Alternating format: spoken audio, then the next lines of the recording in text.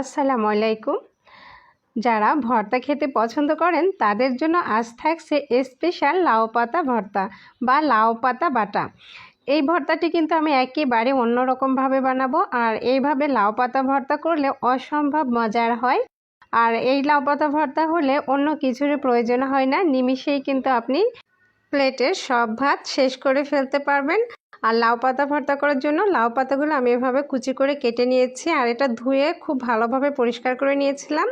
তারপর একটা Blender jar নিয়েছি, আর এখন আমি ব্লেন্ডার জারে লাউ পাতা কুচিগুলো নিচ্ছি। এর ভিতরে দিয়ে দিচ্ছি রসুনের কোয়া, আর দিচ্ছি কাঁচামরিচ, এবং এখানে দিব আমি সামান্য পরিমাণ পানি। তারপর এটা আমি ব্লেন্ডার করে নিয়েছি। আর এই তো দেখুন খুব সুন্দর করে ব্লেন্ডার করা হয়ে গেছে।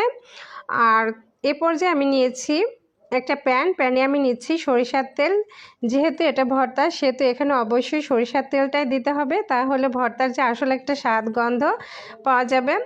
তারপর আমি এখানে 3টা শুকনো মরিচ নিয়েছি, আর শুকনো মরিচগুলো আমি এভাবে কুচি করে কেটে নিলাম। এখন আমি নিচ্ছি কালো জিরা, খুবই সামান্য পরিমাণ কালো জিরা নিয়েছি।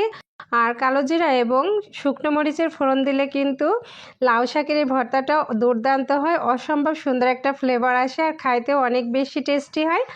আমি এখানে আরও একটি শুকনো মরিচ দিয়েছিলাম, আর এই শুকনো মরিচটা আমি ডেকোরেশনের জন্য ভেজে তুলে নিচ্ছি। তারপর আমি পেঁয়াজ কুচি দিয়েছি, তো পেঁয়াজটা আমি ভেজে নিব। আর এই ভর্তার জন্য পেঁয়াজটা একদমই অতিরিক্ত ভাজা যাবে না, পেঁয়াজটা জাস্ট একটু নরম হওয়া পর্যন্ত আমি ভেজে নিচ্ছি।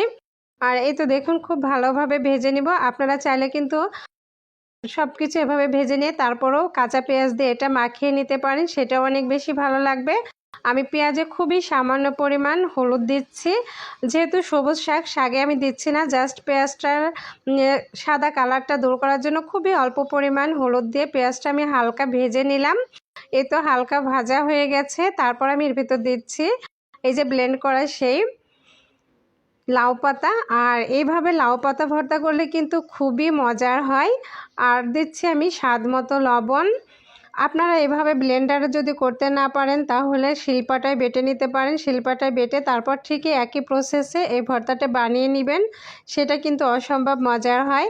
আর আমরা সবসময় লাউ পাতাটা আগে সিদ্ধ করে তারপর বাটি, কিন্তু আপনি যদি এইভাবে একবার করেন তো এইভাবে আপনার এই ভর্তাটা খাইতে ইচ্ছে করবে, এইটা এতটাই মজার হয়। আর এইভাবে যদি আপনি এই ভর্তাটা করেন তাহলে লাউ পাতার গুণাগুণটা একদম ঠিক থাকে। আর লাউ পাতার যে সুন্দর সবুজ একটা কালার থাকে, এই কালারটা একদমই নষ্ট হয় না, একদম ঠিক থাকে। এ পর্যায়ে চুলার আঁচটা আমি মিডিয়াম টু হাইতে রেখে 5 মিনিটের মতো লাউ পাতাগুলো ভেজে নিচ্ছি। আর যখনই দেখবেন যে প্যান থেকে লাউ পাতাটা একেবারে উঠে আসতেছে, মনে করবেন যে আপনার লাউ পাতাটা ঠিকঠাক ভাজা হয়ে গেছে। আর আমার লাউ পাতাটা এখন আমি তুলে নিচ্ছি। এই তো দেখুন কি সুন্দর একটা ভর্তা হয়েছে, এটা গরম ভাতের সাথে দুর্দান্ত লাগে।